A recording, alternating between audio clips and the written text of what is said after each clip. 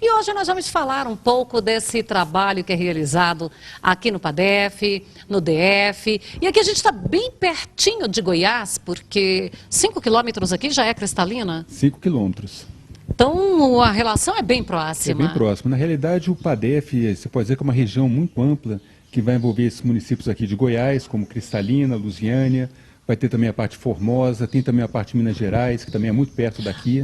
Tem, o município tem de o Naí aqui, que está bem próximo também, Na né? realidade, o Distrito Federal ele é muito pequeno, né? E a região agrícola em torno é uma região muito ampla, que vai envolver todos esses estados.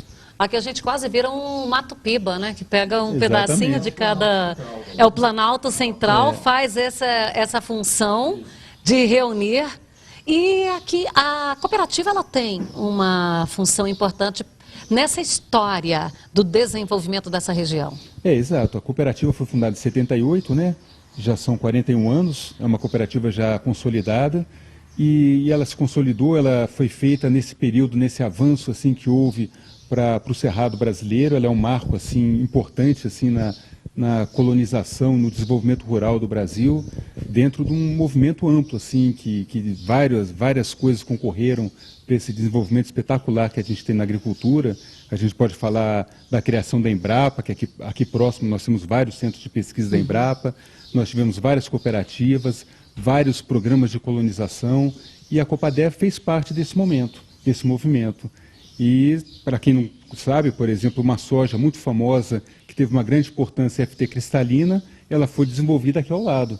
Então, vamos dizer que nós estamos num ponto assim verdadeiramente histórico da agricultura no Cerrado brasileiro. Zé Guilherme, é importante a gente estar colocando isso. E só para registrar aqui, antes que eu me esqueça, hoje você também está na presidência do Sindicato Rural do DF? É, uma presidência interina. Tá, mas está na presidência do Sindicato Rural também. Às vezes as pessoas falam assim, Brasília não produz nada. Ao contrário, né? Produz muita coisa. Produz muita coisa. É uma região assim que tem uma característica climática, geográfica muito favorável, né? A nossa altitude assim permite que nós tenhamos assim diversos cultivos aqui. Inclusive, assim, para quem não sabe, a nossa região, por exemplo, é uma grande produtora de trigo, né? Que as pessoas ficam sempre muito surpresas, né? Pois é, eu quero falar do trigo, porque o trigo ele tem níveis de qualidade, assim como qualquer outro produto, e o nível de qualidade do trigo produzido aqui, ele é diferenciado, né? É diferenciado, assim, já vieram vários pesquisadores, assim, pessoal de desenvolvimento de materiais, que disseram que o trigo aqui na nossa região é um dos melhores do mundo. Quer dizer, não sou eu que falei isso, foi o pessoal da Biotrigo que esteve aqui e colocou isso. É por causa da própria região, a altitude é muito favorável e nós conseguimos colher o trigo num momento espetacular, sem chuva, ele preserva todas as características e isso foi conseguido assim numa parceria, num desenvolvimento técnico da Embrapa muito grande, que desenvolveu os materiais adequados aqui à região e também assim ao pioneirismo do produtor, né, que desenvolveu as técnicas, né, a habilidade desse cultivo. E não só o trigo, assim, vários produtos assim têm uma ampla assim qualidade aqui na nossa região. Por exemplo, o café, né? Você vai ter um café aqui de altitude que você também vai conseguir colher no momento ideal.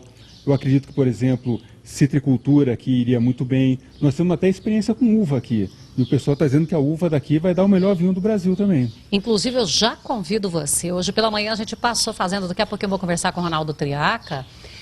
Talvez aqui a gente nem fale disso, porque na sexta-feira nós vamos ter um programa especial que a gente vai abordar essa questão da uva. E aí, quando fala do clima, aqui a gente está numa altitude adequada, assim, boa, né? Adequada, depende do que você está querendo fazer, mas uma altitude boa. E tem aquela questão do clima, que eu brinco que a gente vive aqui numa região que é meio deserto, madrugada fria e dias quentes. E é justamente isso que faz a diferença quando vem essa qualidade da produção. Exatamente. Por exemplo, a nossa região, essa característica é tão própria da nossa região que, vamos dizer que o primeiro desenvolvimento aqui foi a visão da qualidade da semente. Então, a nossa região é uma região sementeira. Aqui perto, por exemplo, você vai ter todas as grandes produtoras de semente, tem as UBSs aqui na região, porque a gente consegue ter uma qualidade melhor nisso aí. Tanto em semente de milho quanto em semente de soja.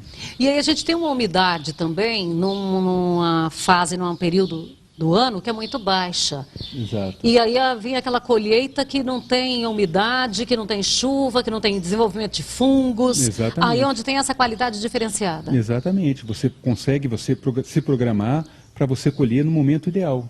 né? E você vai ter essa época do ano, por exemplo, quando chega o inverno, perto do inverno, nós temos temperaturas muito boas aqui à noite, assim, em torno de 10 graus, 5 graus até de vez em quando.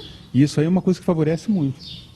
De acordo com o professor meteorologista Luiz Bullion, a gente tem oscilações por essas regiões, e em Jataí, que é onde nós estamos sediados, eu já avaliei várias vezes, de 20 graus no dia. Então você tem lá uma madrugada com 12, 13 graus, aí vai a 33 durante a tarde, tranquilamente. Aí é onde traz esse benefício para a planta. Não, exatamente. Sem dúvida, a nossa região, além de tudo, você vai ter assim, um relevo muito adequado assim, à mecanização. Né? Você tem também um solo profundo, um solo que você consegue melhorar ele e preservar ele. Com o advento do plantio direto, isso aí facilitou ainda mais? Exatamente, assim, nós vemos cada vez mais os produtores adotaram o plantio direto, é uma prática, assim, é uma tecnologia de agricultura tropical, assim, que eu acho que conservacionista, que eu acho que os brasileiros, de maneira geral, desconhecem, né? Não sabem que aqui no Brasil nós praticamos uma agricultura conservacionista de primeiro nível, né, que é um invejado pelo mundo inteiro, assim, uma prática que vai aumentar a matéria orgânica do solo, uma prática que aumenta a biologia, e essa também é uma tendência que eu vejo cada vez mais no nosso produtor. Cada vez mais ele está preocupado com a qualidade biológica do solo, porque afinal de contas, né, o solo é o grande patrimônio do produtor, e ninguém cuida melhor do solo que o produtor. Essa fala do Zé Guilherme aqui é fundamental, porque a gente sempre fala no programa que você, produtor, na hora de argumentar com os ecomaníacos, vale lembrá-los, primeira pessoa que vai sentir qualquer reflexo de um desequilíbrio ambiental, a primeira pessoa a sentir isso é o produtor, não é a cidade, não. Até chegar à cidade, o produtor já experimentou isso há muito tempo, né? Exato, muitas vezes o pessoal da cidade assim, não tem um envolvimento direto com a natureza como tem o produtor. Né? O produtor é aquele que sente o clima, em primeiro lugar, e é aquele que tem maior interesse em preservar a qualidade do solo. Vamos conversar um pouquinho aqui com o Guest, que está por aqui também. Guest também faz... Guest, você está aqui há quanto tempo aqui na região? Bem, eu estou aqui desde 77, quando não existia a Copadef, onde nós estamos aqui, era inteiramente cerrados e um sonho, uma loucura para alguns, e nós fizemos parte desse processo, de trabalhar no processo de ocupação desse solo, atrair produtores e buscar as tecnologias. Tinha muita produção aqui? Absolutamente nenhuma, absolutamente nenhuma. A produção aqui de Brasília, nessa época, era a profecia de Dom Bosco, de 1835. E qual era a profecia de Dom Bosco? A profecia dele dizia que perto do paralelo 15 haverá um grande lago e uma região de riqueza onde verterá leite e mel. O que significa leite e mel na Bíblia? É alimento. Sim. Então, Brasília se tornou, concretizou essa profecia de Dom Bosco, com o grande lago, inclusive. Que foi o sonho de Juscelino, que criou Brasília em 57, mas que infelizmente se instalou em Lusiânia e não pôde desfrutar ou perceber essa realidade agrícola que é Brasília hoje, que o presidente Guilherme da Copadef citou. Bom, o que o Guilherme citou, tudo é verdadeiro. Realmente Brasília tem uma posição excepcional na agricultura brasileira. Nós detemos hoje os maiores índices de produtividade, haja visto que nós não temos grandes áreas. O território de Brasília é pequeno, são 500 mil hectares, dos quais cultivamos 150 mil. Mas essa área pequena a gente compensa com qualidade. Então o produtor de Brasília é um produtor que teve que buscar qualidade. E como ele citou, Brasília, pela sua situação geográfica, pelas suas características de clima, e pelos produtores que vieram, pelas políticas adotadas, ela foi o mostruário das possibilidades do Cerrado brasileiro. A partir do PADEF aqui de Brasília, 77, 78, a região do entorno, como ele citou, Goiás, Minas e mesmo Barreiras, na Bahia, o oeste baiano, foram tecnologias geradas aqui e experiências e práticas daqui. Então, quer dizer, elas foram, como você disse, o espaço é pequeno, elas foram ocupando os espaços vizinhos. Brasília merece que o brasileiro saiba que a capital do país, com tudo que se fala de mal, com tudo que ela gera de mal, na agricultura só gerou benefícios e tem uma importância muito grande.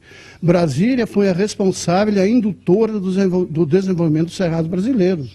Como citou o Guilherme também, um fato importante. Uma soja, nós produzimos aqui, começamos a produzir soja com 900 quilos, 15 sacos por hectare.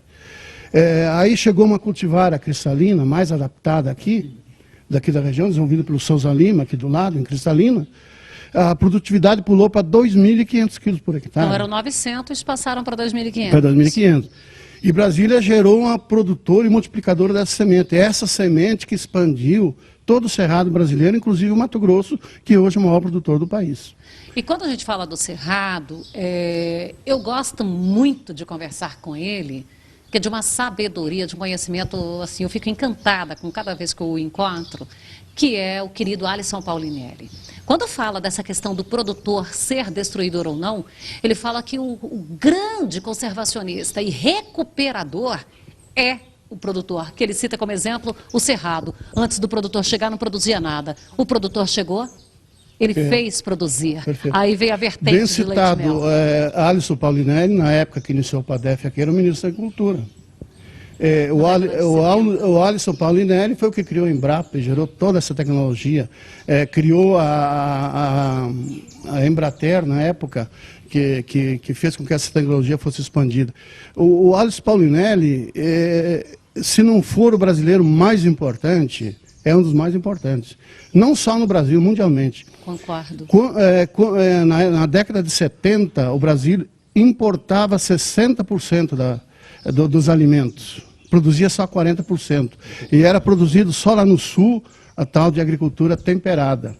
Com os cerrados veio a agricultura tropical, que hoje o Brasil, de importador que era 30, 40 anos atrás, hoje está disputando a primazia das exportações mundiais com os Estados Unidos. E sem contar o valor ainda, que quando a gente pega uma escala para olhar proporcionalmente falando, quanto custava uma cesta básica em relação ao salário mínimo. Exatamente. Lá na década de 70. Bem E quanto colocado. custa uma cesta básica hoje? Há um número, naquela época... Não, a segurança alimentar, né, que proporcionou isso. Não, né? na época da década de 70, o brasileiro consumia 40% da sua renda média na compra de alimentos. Aqui, ó. Hoje, o brasileiro consome 16% da sua renda. Isso por quê?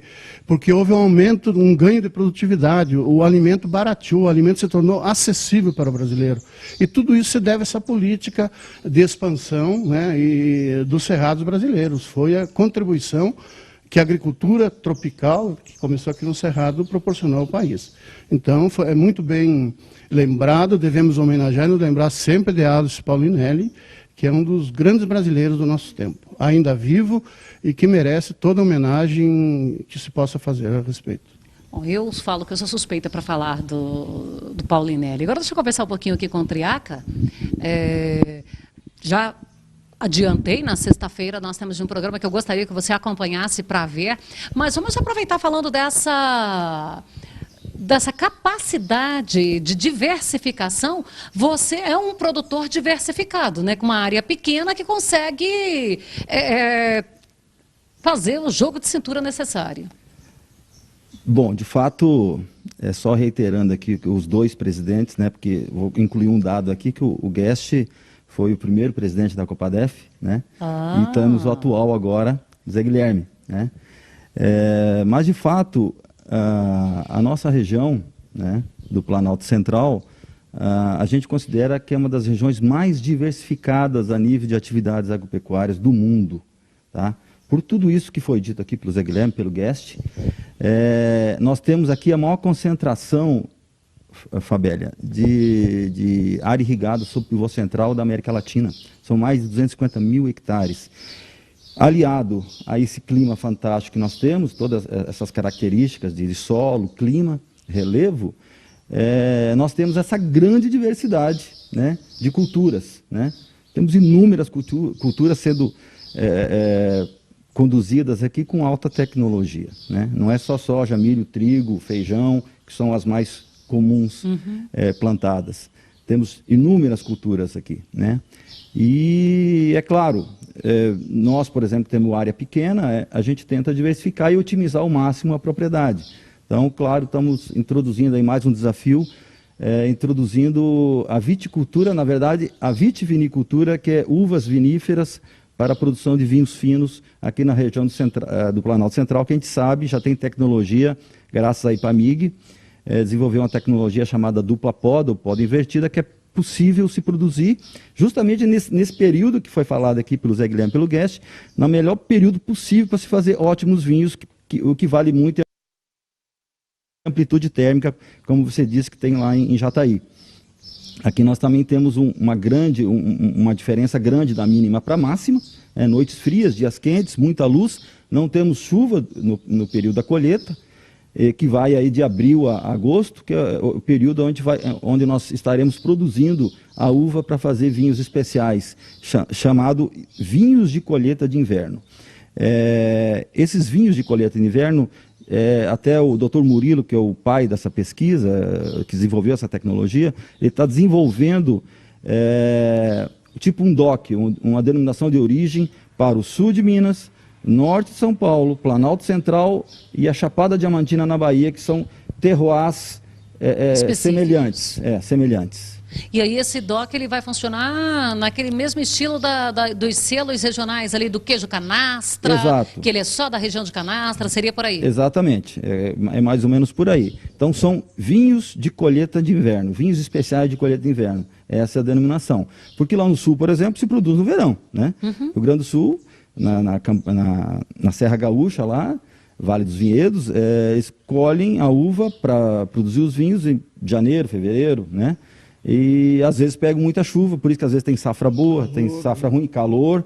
E nós não temos esse problema de chuva. As nossas safras, a gente acredita que serão muito regulares. Já tem algumas experiências, já tem alguns produtores produzindo, e a gente sabe que sairão coisas boas daqui. Bom, e sobre esse assunto a gente vai falar mais na sexta-feira.